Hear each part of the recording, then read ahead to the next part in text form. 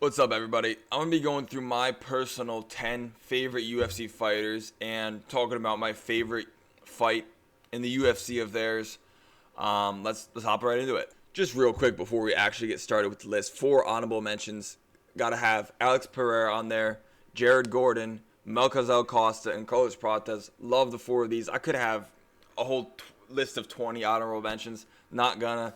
These are 4 fighters I really back whenever they fight. I really like them. Really hope they win. Let's hop right in the list. Coming in at number 10, I know this might be a little bit of an unpopular pick, but I'm going to have to go with Ian Gary. I love Ian Gary. I know he gets a lot of hate. I don't see it personally. Yeah, he does some stuff. He says some stuff that really gets on people's nerves. He's trying to sell fights, man. He's just being himself.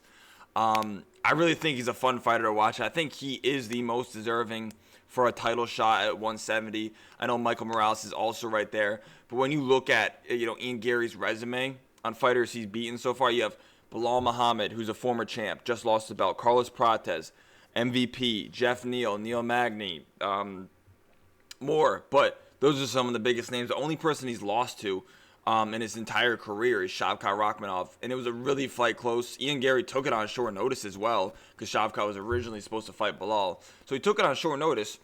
And, it was really close fight. He almost finished Shavkat. I really like Ian. I think he's gotten much more likable over the past couple years. He's good friends with Charles Oliveira, so of course, if you're friends with Charles, you got to be likable. You know what I mean? It's impossible not to be. But I think Ian Gary, he's a really fun fighter. He's quite active. He's always down to fight. You got to give respect where it's due. Ian Gary's always taking fights on short notice. 2 of his last 3 fights were on short notice. He beat Carlos Prates on short notice. And Carlos Prates has been sliming out everyone else except for Ian Gary. And Ian Gary beat him pretty dominantly. He dominated him besides the last round where he gassed out. Like I said, he took the fight on short notice. It's going to wear on you. Ian Gary coming in at number 10. Coming in at number 9, we have Justin Gaethje. The man fighting for the lightweight belt at the White House. I'm super stoked for that fight. I don't know if it's going to go the way I want it to. But either way, I'm excited for Justin Gaethje to get a title shot. Yes, he's probably not the most... Well, he's not. He's not the most deserving in the weight class. It is what it is. This is probably going to be his last fight before he retires. I'm happy with his last fight being for the title. Gaethje, I would put him as either the first or second most entertaining fighter of all time in the UFC. You can't name a boring fight of his. Even if it's kind of a little bit of a more boring fight. Like, his most boring fight in the UFC might be his second fight with Rafael Fiziev, but it wasn't even slightly boring. I'd have to say my favorite fight of all time for him was his fight against Tony Ferguson. I like Tony a lot, but he ended Tony's career, truthfully. He put a beating on him like nothing else you've ever seen. And people are forgetting that fight was actually pretty competitive, like in the first 2 rounds. Like, Tony Ferguson dropped him. I think it was either at the end of the first or end of the second. Tony dropped him with an uppercut. That fight was relatively competitive, but Gaethje just wore on him and just ended up beating the absolute crap out of him. Like I said, though, he's never had a boring fight in his entire career. He gets a lot of hate right now because he's getting a title shot that he probably shouldn't really be getting. But it is what it is. He is. So, it's going to be either an absolute war with Ilia Topuria or one of them's getting slimed out. I think it's probably going to be the latter. But either way, top 3 most fun fighter in MMA history, Justin Gaethje. An absolute, just a good guy. It really actually, we don't in America at this point get too many guys that you want to root for because they're American. There's a couple of them, him, Strickland. Justin Gaethje is that prime example. So shout out to Justin Gaethje. But moving on. Coming in at number 8, maybe another unpopular pick, but Aljamain Sterling. I'll give reasoning behind this. Aljamain Sterling, he's from New York. I'm from New York. Represents New York well. He went to college, real close by to where I am from. Just a really good guy inside, outside the octagon. He gets a lot of hate. He complains sometimes. He gets a lot of hate. I think when it comes to wrestlers, I think he's one of the more fun wrestlers to watch in the UFC. especially in his prime. I do think he's a little past his prime now, but in his prime, like, you go watch, and my favorite fight from him was against Corey Sandhagen. Just an absolute masterclass. Submitted him in a minute and a half. Just an absolute masterclass. Maybe his best performance ever. Definitely top 2 or 3, but I'd put that as his best performance. Like I said, absolute masterclass. Went in there against Corey Sandhagen, ended it within a minute or two. Just dominated. Got the back, choked him out. They call him Backpack Aljo for a reason. Some of the best, I'd say top 3 best back takes in the UFC. I'd put him, Charles Oliveira, and Alexandre Pantoja maybe.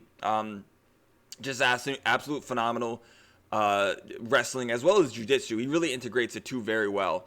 And I think when it comes to grapplers and wrestlers that do often go to decision, because you have like grapplers that, you know, get finishes a lot like Charles Oliveira. Then you have grapplers that get decisions a lot like Aljamain Sterling. But he is still really fun even though it's going to decision. Like his fight with Movsar Evloev, you knew going into that fight that there was no chance there was going to be a finish. But it was still like the wrestling sequences in that fight were so fun to watch. But yeah, number 8, Aljamain Sterling. Moving on now. You know, Michael Aswell coming in at number 7. This one's just hurting a little still. He just lost this past week against Luke Riley. Still one of my favorite fighters. Coming in at number 7, Michael Aswell. He only has one win in the UFC right now, so I guess that's the only the fight I can put against Lucas Almeida. Though it was fun to watch. He put an absolute beating on Lucas Almeida down in Brazil. But he has some really fun fights on the regional scene. You can go back and watch. He had a fight with Yadir Del Valle. He lost, but it was a really fun fight to watch. He is just so tough, dude. I mean, he will take shots and give them. I think, you know, his fight with Luke Riley that he just had this past weekend is really not getting talked about enough to how fun that fight was. They were throwing back and forth. They're both just so damn tough that, like, it didn't even look like they were throwing that hard, but they were throwing crazy hard. Both of them landing clean on each other, just eating shots. Michael Aswell's never been finished his career as a 4 losses, but listen, he's had really tough competition in his 2 UFC losses. I think Balaji Oki's underrated. I think he's very good. I think if Michael Aswell would go back now and fight him, I think he'd beat him. I'm looking forward to him getting back in there and getting a win. Yeah, Michael Aswell, really like him, so he's coming in at number 7. Yeah. At number 6, we have Yuri Prochazka.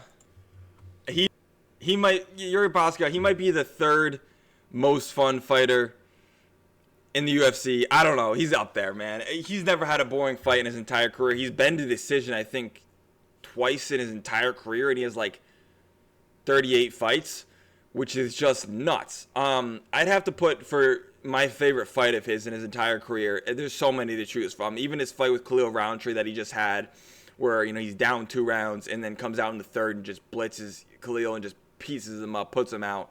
Such a fun fight. His fight with Jamal Hill, his fights with Alex Pereira are fun. But if you got to put number 1 of the best comebacks in UFC history, maybe, I don't know, it's up there. His fight against Glover Teixeira, a 5-round war. He was down going into the last round on 2 judges' scorecards. He needed to win that round or he needed to finish Glover Teixeira, or otherwise he was going to lose that fight. He had lost 3 rounds on 2 judges' scorecards. Yeah, his fight against Glover Teixeira, just absolutely phenomenal. Submitted the submission artist. Yeah, I mean, Yuri, he's just so fun, man. His fight with Alexander Rakic on UFC 300 is overlooked as well. He was getting beat up quite a bit, I think, in the first round, right? Like, yeah, he lost the first round. Came out there in the second and just finished him and knocked him out. Such a fun fighter to watch. So likable. Yuri Prochazka. I don't know if there's anyone that dislikes him. Even, like, I don't know. Like, I really like Alex Pereira, and I wasn't mad to see Alex beat him both times, but at the same time, like, I wanted Yuri to get one of those, you know? It's tough, but it's like crazy. Yuri beats literally everyone in that division besides Alex. It's just one of those things. I think he's going to slime out Carlos Ulberg. I think that fight will be over in 1 round. I don't think Carlos is going to have anything for Yuri. So I think we're going to get absolute masterclass from Yuri. But yeah. Coming in at number 5, we have Chris Duncan. I think he's one of the most underrated fighters in the UFC in general right now. He's got a fight with Moicano coming up, so his first shot at getting into the rankings, if I'm not mistaken. I know he fought Manuel Torres, but I don't think Torres is in the rankings at that point. That's his only UFC loss. Yeah, only UFC loss. He lost to Vyacheslav Borshev in on Dana White's Contender Series. But besides his loss to Manuel Torres, who we've seen how good he is, he's ranked like 10 right now or 12 or something like that. Chris Duncan's undefeated. He submitted Terrence McKinney. He had an absolute war with Mateus Rebecki, which that would be my pick for my favorite fight of his. That was in the Apex under, I think it was the Tatsuro Taira Apex fight, like last December or something like that. Such a fun fight. No, not December. It was in August, sorry, because I was down in Maryland at that point. That fight, if you want a good fun fight to watch back, a fight similar to we just had Axel Sola versus Mason Jones. Very similar to that. Go watch Chris Duncan versus Mateus Rebecki. I got to give props to Mateus Rebecki as well, though. Every fight he's in is so fun. But Chris Duncan came out on top of that one as an underdog. I picked him as an underdog. Number 5 favorite fighter. The problem, man. He is a problem at 155. And I'm really excited for him to fight Moicano. I think he's going to beat Moicano. Listen, Moicano's very good. It's just Duncan's look better and better in every fight. He's still relatively young. He's 32 years old. Yeah. Coming in at number 4, Charles Energy Johnson. Yeah, he just came off a win a couple weeks ago, or last week, I guess, 2 weeks ago, over Bruno Silva after being finished in his last fight, previous fight before that by Alex Perez. Pretty quick turnaround. I really like watching him fight. I think his fight style is very fun. He's got heavy hands, really well-rounded, and I just think he's a really likable guy. I always see him, posting with his family and stuff, talking on Twitter. Interacted with him a couple times. Really good guy, really nice guy, really fun to watch. I think one of the more underrated fighters in the division. He has a win over the champ. People say it's a fluke and all, but I don't know. I don't think it is. I think he's just really good, and I think sometimes he has slip-ups. But my favorite win by him, you could put the Joshua win there, but honestly my favorite win was his fight against Loner Kavanaugh, which he was an underdog in that as well, and just an absolute slime-out masterclass in the second round. Just put him out cold, beautiful, like picture perfect, right on the tip of the chin. Such a beautiful knockout. Go back and watch that sometimes. Loner Kavanaugh was obviously very good. He just got a win over Brandon Moreno. So yeah, I thought that was maybe my favorite performance by that one. Joshua Van was great there, but I got to put Loner Kavanaugh's his knockout win over Loner Kavanaugh number 1 for my favorite win by him. Now, coming in at number 3, the rightful flyweight champ. I like Joshua Van. He's all right. It's a paper belt as far as I'm concerned right now. Pantoja is the rightful flyweight champ. My third favorite fighter. Just so fun to watch, man. The second best flyweight of all time, easily. It's not even close. He was nearing Mighty Mouse until that darn injury. Just so fun to watch. I think my favorite fight of his was his fight against Brandon Moreno at UFC 290. Really fun fight. Tough win.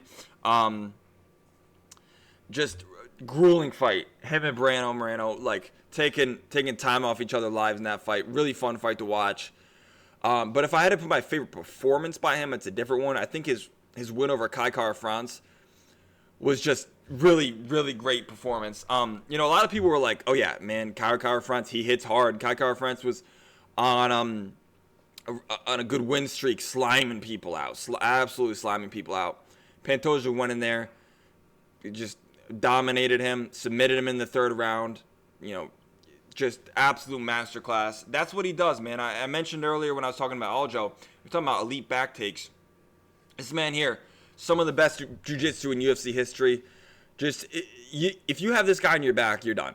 You're done. It's over. I really hope he gets healthy and gets back in there against Joshua Van, because I really do think he beats him quite easily.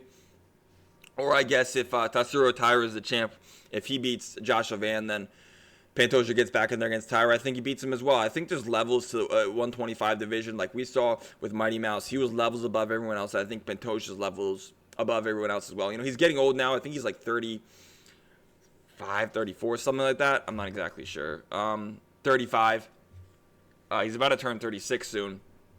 And I just think, yeah, he's levels above everyone else there. I think he dominates the division. And he can do it for a little bit longer, even though he's getting a little bit older. Coming in at number 2, you could have guessed it. My man, Sean Strickland. You guys know how much I love him. It's really 1 and 1A. He's really, or 1A, 1B, sorry. He's 1B, but he's up there, number 1. Sean Strickland. I get he gets a lot of hate.